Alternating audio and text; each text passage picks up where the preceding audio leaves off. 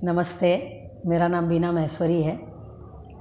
आज का विषय है ग्रहण, चंद्र ग्रहण, सूर्य ग्रहण। कई लोगों के बार बार क्वेश्चन आते रहते हैं कि सूतक काल के लिए ग्रहण में क्या खाना चाहिए, नहीं खाना चाहिए, पूजा करनी चाहिए, नहीं करनी चाहिए। तो इस पे तो आप ऐसे भी बहुत सारे वीडियो देखे होंगे, लेकिन सब चीज़ के पीछे साइंस है, सब चीज़ के पीछे अपने भूगोल की स्थिति है, अपने खगोलीय स्थिति है।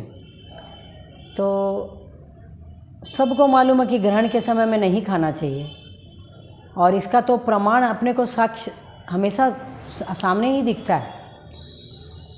रात के समय में जब सूर्यास्त हो जाता है तो हमेशा निषेध होता है खाना खाने का, कि उस समय जब खाना खाते हैं तो थोड़े से वातावरण के अंदर में कीटाणु की स्थिति भी बढ़ जाती है, और पेट की जो अग्नि है वो भी थोड़ी मंद हो जाती है। मतलब ये तो पुराने समय की बात थी कि भाई सूर्योदय के बाद, सूर्यास्त के बाद भोजन नहीं लेना चाहिए। और अभी जब ग्रहण की बात आ रही है तो सबसे पहले बता दें कि ग्रहण के समय में खाना खाना, यहाँ तक कि बहुत बोलना चालना, कूदना हंसना, एक ही जगह बैठे रहिए, शरीर को भी थोड़ा सा ढक के ही बैठिए। और हमेशा देखा जाए तो उस समय हमेशा बताते हैं कि पूजा पाठ करना चाहिए। पूजा पाठ का मतलब क्या? कर्म कांड नहीं।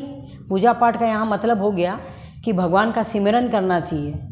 भगवान का कोई भी आपका मंत्र है, कोई ऐसा गुरु मंत्र लिए हुए हैं तो वो कीजिए, राम राम की माला कीजिए। कोई आपको ऐसा लग रहा है कि हमें ये पाठ को सिद्ध करना है तो उस समय तांत्रिक प्रयोग भी बहुत होते हैं। और जो भी आपकी जैसी आपकी मनोकामना है, कभी कभी कोई नज़र उतारने के लिए भी जो होता है उस समय कोई मंत्र सिद्ध कर लेते हैं, और उस समय 11 बार पानी में पढ़कर अगर उसे बोला जाता है तो देखते हैं कि जो उस बच्चे को नज़र लगी होती है वो उतर जाती है। और गर्भवती स्त्री की जहाँ तक बात की जाए तो देखिए उस समय स्त्रियों को बाहर तो निकलना तो एकदम ही वर्जित है। सूर्य की किरणें, चंद्र की किरणें उस समय उनके शरीर पर नहीं पड़ना चाहिए। और गर्भवती स्त्रियों के लिए तो अपने बहुत सारे उदाहरण भी आप देख लेंगे कि मैं जब छोटी थी तो वहाँ पर हमारे बाजू में एक बच्ची थी, उसका देखी तो थोड़ा यहाँ से होंठ कटा हुआ था। तो हम लोग ने क्वेश्चन किया था माँ से कि माँ ऐसा क्यों हुआ, लेकिन उस समय भी थोड़ी से माँ बताई कि देखो ग्रहण काल के अंदर में इसकी माँ को मालूम भी नहीं था कि इस समय ग्रहण चालू हो रहा है, और ग्रहण चालू हो गया था, और उसकी माँ को मालूम ही नहीं था। वो कुछ कांटा से कोई चीज़ खाया उसने, और नतीजा देखिए ये हुआ कि जब बच्ची पैदा हुई तो उसका इधर से होंठ कटा हुआ था। और बहुत सारे जब विकलांग बच्चों को देखते हैं तब मालूम चलता है कि क्या। तो हमारा आज किसी से चर्चा हो रहा था, हमारे किसी, तो वो हमको बोले कि, मैं बोली ये विकलांग बच्चे, तो बोला ज़रूर इसकी माता ने गर्भावस्था के समय में ध्यान नहीं दिया और रास्ते में ऐसे कहीं निकल गई होगी। कोई ना कोई किरणों का प्रभाव है, लोग मानते नहीं हैं। नासा में भी शोध हुए हैं, तो कई बोलते हैं कि नहीं उस समय कोई ऐसा प्रभाव नहीं होता, आपको खाना खाना चाहिए।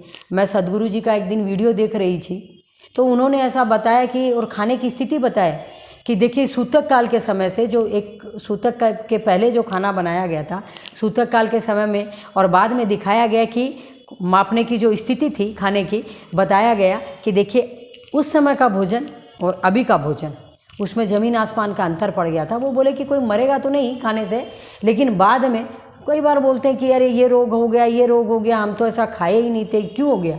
लेकिन ग्रहण तो साल में 1 या 2 बार, 3 बार, 4 बार आते हैं, तो विशेष ध्यान रखिए ऐसी क्या आवश्यकता पड़ गई कि आपको उस समय खाना ही है।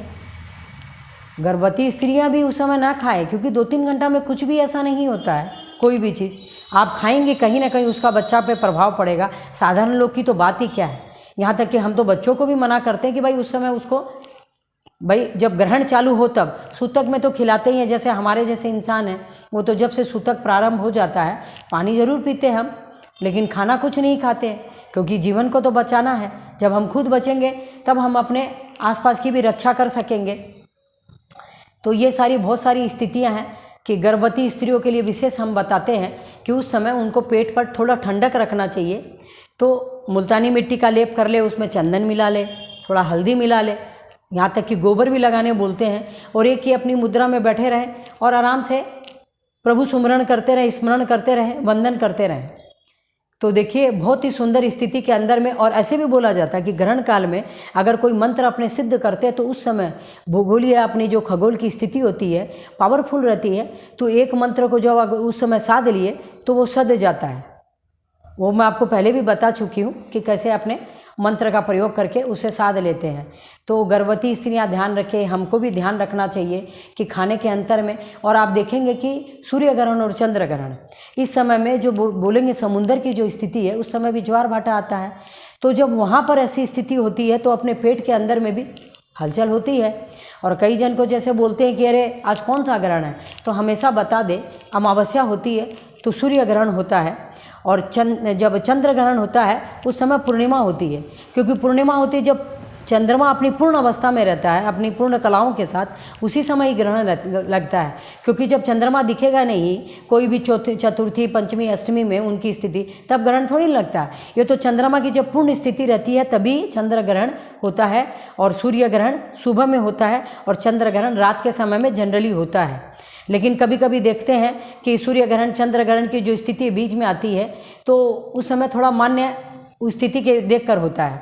तो और मैं आपको इसको भौगोलिक कारण बता दूं कि देखिए खाना तो एकदम भी नहीं चाहिए उस समय। मैं मतलब मंद अग्नि हो जाती है, कीटाणु हो जाते हैं सारे वातावरण के अंदर में, तो जो अपने खाने के ऊपर में उस समय अटैक करते हैं। सूतक के समय में जो अपने बोलते हैं जब सूतक लग जाता है तो मैं कहीं से बात करती हूँ तो वो जैसे बोलते हैं कि हम तो खाना पहले ही बना के रख देते हैं, सूतक के पहले ही अपना बाहर में रख देते हैं, किचन भी हम बंद कर देते हैं। मतलब आज भी लोग इतना मान रहे हैं, क्यों? क्योंकि शुरू से वो देख रहे हैं कि किस पर कैसा क्या प्रभाव पड़ रहा है। और जो मान्यता है अपने ब्रह्मांड की जो स्थिति है, अपने जो ऋषि मुनि थे एकदम ध्यानस्थ अवस्था के अंदर में ब्रह्मांड में क्या था, और यही तो अपने पिंड में है।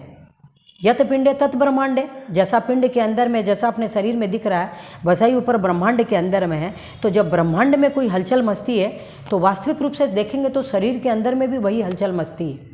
तो खाना न खाए, सूतक के पहले बना के रख दे। छोटे बच्चे हैं जो नहीं रह पाते हैं, वृद्ध वगैरह है और कोई बीमार है तो उन्हें उस समय खाना दे दे, लेकिन ग्रहण काल में तो कदापि नहीं देना चाहिए। कोई बोल देते हैं कि ग्रहण काल में दे दो, ऐसा कुछ नहीं होगा, लेकिन मेरा ऐसा मत है और बचपन से ही हम देख रहे हैं इस चीज़ को, तो मत दीजिए। और खाना खाइए भी मत उस समय, क्योंकि 2-3 घंटा में कुछ भी नहीं होता है। यहाँ तक कि मैं देखती हूँ कि बचपन से ही अगर बच्चों को आप उसी तरह की ट्रेनिंग दे देते हैं तो बच्चे भी मानते हैं। लेकिन अपना तो एक ही सवाल एक ही जवाब, अरे बच्चे तो मानते ही नहीं है, अरे इसको तो बहुत ज़्यादा भूख लग जाती है। वो फिर आप अपनी अपनी सोच है। तो मेरा जैसा मानना है कि जैसे मैं मेरे बच्चों को शुरू से देख रही हूँ, एकादशी अभी भी मेरे बच्चे करते हैं, एकादशी के दिन भी वही स्थिति होती है अपने शरीर के अंदर में। और ग्रहण में आपको मालूम है ज्वार भाटा की स्थिति होती है। एकादशी के दिन में भी जो स्थिति रहती है ब्रह्मांड की, जो उस समय के अंदर में अपने को अन्न नहीं लेना चाहिए, उस समय अन्न नहीं खाना चाहिए, निषेध बताया गया उसका। आपने और आगे विस्तृत जानकारी के साथ वीडियो बनाएंगे। उसी तरह से जब कोई आदमी मर जाता है उस समय भी क्यों खाना नहीं खाना चाहिए, मतलब तुरंत जब तक उसको ले नहीं जाते हैं तब तक, वो सब भी स्थिति है कि वातावरण के अंदर में उस समय क्या हो जाता है। तो ये सब क्या बोलेंगे, आपकी नेगेटिविटी तो है ये सारी चीज़ें। ग्रहण के काल में, सूतक काल में जो मतलब, और जो कोई आदमी अपने नारायण धाम चला जाता है उस काल में, और उस समय में अपने देखें तो बहुत ही सुंदर अपने वातावरण के अंदर में एक अपने तरफ बोलते हैं, हम जैसे बोलते हैं हम लोग एक शिल्डिंग टाइप का बना लेते हैं कि हमारे पर हमेशा नारायण की अच्छी कृपा ही बरसती रहे, भगवान की अच्छी कृपा बरसती रहे। तो वो भी आप समझ जाइए। अभी कभी कभी अपने बोलते हैं तो मैं आपको अभी अपनी एक बुक में दिखाऊंगी अंदर में, आइए बताते हैं आपको। देखिए यहाँ पर हम जब ज्योतिष पढ़ रहे थे तो श्रीमद् गणेश विरचितम ग्रह लाघव ये पुस्तक है, जिसके अंदर में मतलब ग्रह का हमारे ऊपर में जो ग्रह है उसकी स्थिति के बारे में बताया गया कि करोड़ों करोड़ दूर में अपनी ग्रहों की स्थिति है। लेकिन यहाँ पर अरबों की जो संख्या थी, यहाँ पर मतलब संख्यों को छोटा बनाकर इसीलिए इसका नाम ग्रह लाघव है। और इसके जो रचयिता है गणेश देवज्ञ है, जिनको कि बोला जाए कि वो गणेश जी के ही अवतार थे। तो आइए देखते हैं अपने कि सूर्य और चंद्रमा के ग्रहण होने के 5.5 महीने के बाद अथवा 6 या 6.5 महीने के बाद अथवा 15 दिन के बाद पुनः ग्रहण हो सकता है क्या? यानी इसका विचार निम्न प्रकार से करें। तो देखिए इसमें क्या लिखा है, व्यगर्क। व्यगर्क मतलब बोलेंगे तो सूर्य और राहु की जो स्थिति बताते हैं उसके लिए बुझांश 15 अंश की तुलना में कम हो तो सूर्य अथवा चंद्रमा का ग्रहण हो सकता है। तो इसमें तो खैर बहुत सारा चीज़ है और इसमें अंदर आप देखेंगे तो हम सारा ये गणित करके ही सारा चीज़ ये पढ़े थे। तो ठीक है, अभी आपको तो हमको थोड़ा ही जानकारी देना है। देखिए इसमें ये भी लिखा है, यदि ग्रहण के संभव होने पर अमावस्या दिन में हो तो सूर्य ग्रहण दिखलाई देगा और यदि पूर्णिमा रात्रि में हो तो चंद्र ग्रहण दिखलाई देगा। यदि कुछ ही रात्रि का स्पर्श करने वाली अथवा कुछ ही दिन का स्पर्श करने वाली तिथि क्रमशः पूर्णिमा या अमावस्या हो तो ग्रस्ताद मतलब ग्रस्त जो हो जाते हैं और ग्रस्तोदित ग्रहण होगा, ऐसा निर्णय देना चाहिए। ये तो हो गया अपना ग्रह लाघव। सूर्य सिद्धांत ये जो ग्रंथ है ये मतलब सूर्य भगवान के ही द्वारा बनाया गया है और इन्होंने मयासुर जो राक्षस था उसको इसके बारे में बताया है।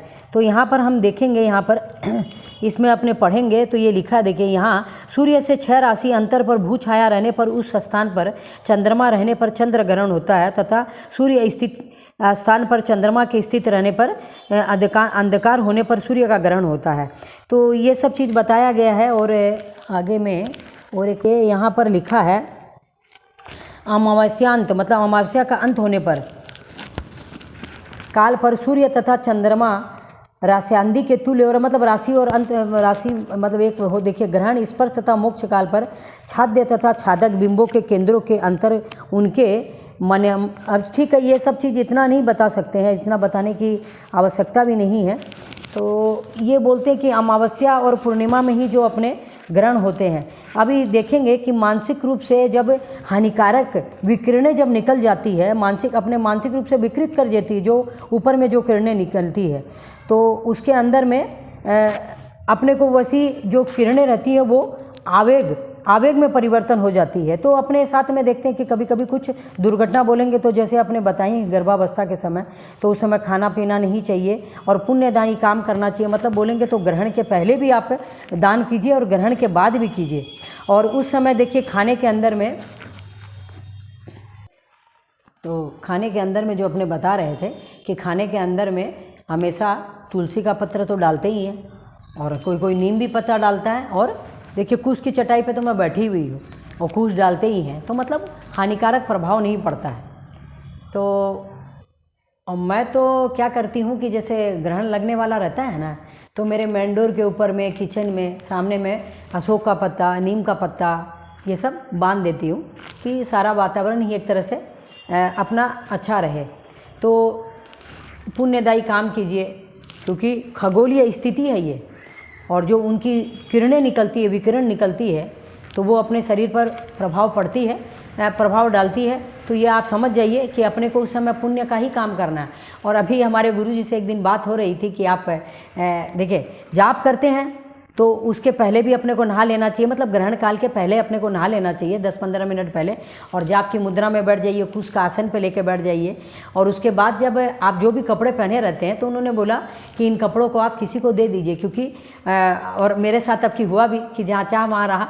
तो मैं जो कपड़े पहनी थी और उसके बाद मैंने जब नहाया तो एक मांगने वाला आ गया था, तो मैं बोली अरे मेरा तो कपड़ा थोड़ा ऐसे बड़ा आएगा, तो बोला मेरी माँ मोटी है आप दे दीजिए। तो मैंने वो कपड़ा उसे दिया और कुछ खाने पीने की जो वस्तुएं हैं आप अपनी सामर्थ्य अनुसार दान दक्षिणा जो भी देना है वो दे सकते हैं। और उस समय संकल्प कर लीजिए, जैसे आपकी जो सूर्य ग्रहण था तो बहुत जन ने गेहूँ अपने नाप के बराबर का तोल लिया, और अब की जो चंद्र ग्रहण आ रहा है, मतलब सूर्य ग्रहण और चंद्र ग्रहण की बातें बता रही हूँ कि चंद्र ग्रहण में आप चावल का चीज़ दे दीजिए, खीर दे दीजिए। तो उस समय भी जैसे सूर्य ग्रहण में क्या रहता है, हमने सूर्य भगवान का जाप कराया कि सूर्य भगवान उस समय थोड़े निर्बल स्थिति में हो जाते, तो अपने को उन्हें बल देना है। तो ओम मतलब जो भी सूर्य, ओम घृणी सूर्याय नमः, और कोई भी चीज़ का जाप कीजिए, चंद्रमा का सोम मंत्र का जाप कीजिए, ओम नमः शिवाय का जाप कीजिए, तो चंद्रमा भगवान को बल मिलेगा। और अपने भी तो आखिर सृष्टि के अंश है, भाग है, तो अपने को भी बल देना पड़ता है, क्योंकि उस समय वो देखेंगे तो छाया में, राहु केतु की छाया में आ जाते हैं। तो जैसे बोलेंगे ना कि पृथ्वी, सूर्य और चंद्रमा के बीच में पृथ्वी आ जाती है, और कभी चंद्रमा आ जाते हैं तो सूर्य ग्रहण और चंद्र ग्रहण की स्थिति बनती है। तो ये आप समझ गए होंगे कि खाना क्यों नहीं खाना चाहिए, दान पुण्य क्यों करना चाहिए, क्या अपने को लाभ मिलता है, कि उस समय में एक किया हुआ काम 100 गुना फल देता है। इसी के साथ आज का वीडियो का अंत कर रहे हैं। धन्यवाद।